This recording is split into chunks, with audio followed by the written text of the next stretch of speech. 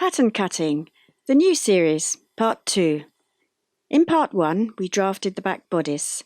Now we turn our attention to drafting the front. The bodice front. The bodice front is drafted side by side with the back and shares important construction lines. Here again are the measurements I'm using for this draft. The front neckline. From the centre front line, measure the neck width along the top line. This is again the bust measurement divided by 8 plus 3 centimetres and then halved. But this time we deduct 0.5 of a centimetre. Making the front neck width 0.5 of a centimetre less than the back neck width helps the neckline to sit correctly. Label this point the front neck point. From the top line, measure down the centre front 7.5 centimetres and label base of neck point. This measurement can be 7 centimetres for smaller sizes or up to 8.5 centimetres for larger sizes. The neck curve.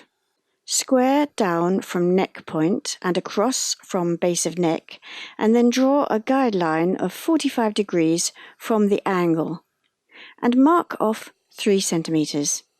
Draw the neckline curve through the points. The front shoulder. For all sizes, measure along the top line 16.5 centimetres from centre front and square down 4.5 centimetres. Draw the shoulder from the front neck point through the point just drafted and extend beyond. This is a provisional shoulder seam. The bust dart position. Measure out from the centre front a quarter chest width and draw a guideline parallel to centre front up to meet the shoulder seam and down to 2.5 centimetres below the bust line. This will be the point of the bust dart. The bust dart.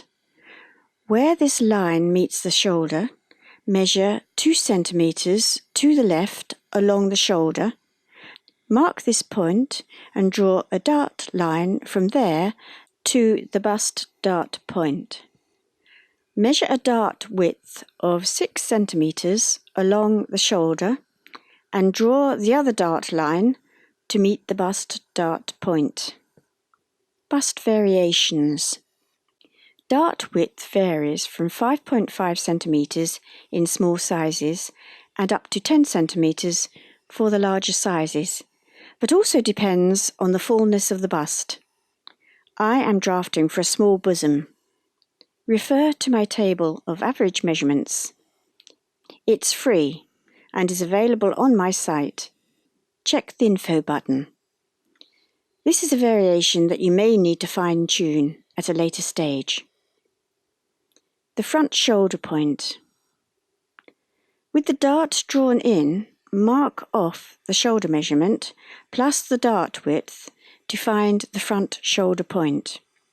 The chest line. Measure the distance from the base of the neck to the bust line. Divide this by 3 and measure that distance up from the bust line.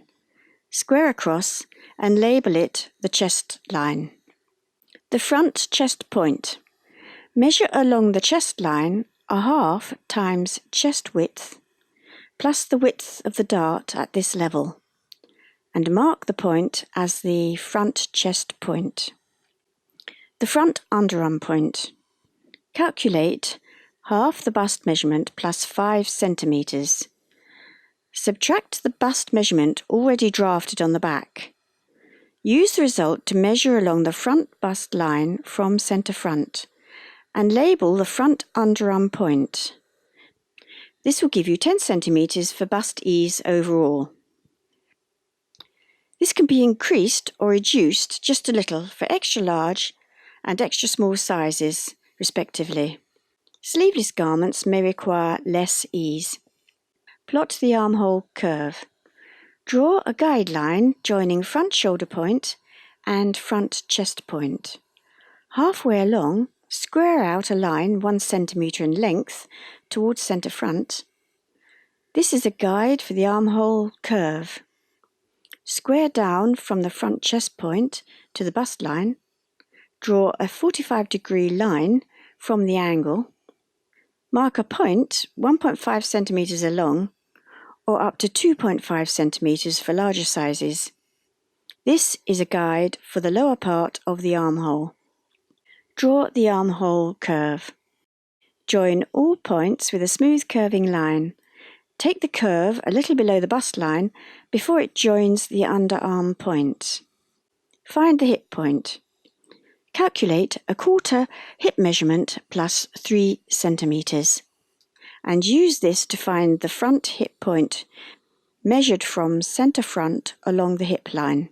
Join the front underarm point and the front hip point with a straight guide line for the provisional side seam. The true bust line.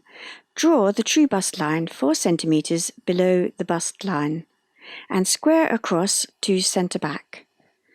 And mark on it the bust point in line with the bust dart. Finishing the block is next in part 3. Check out my other videos. If you like this tutorial format, please subscribe for more of the same. Check out angelakane.com/pattern cutting for free support material. Continue to episode 3, and thank you for watching this series.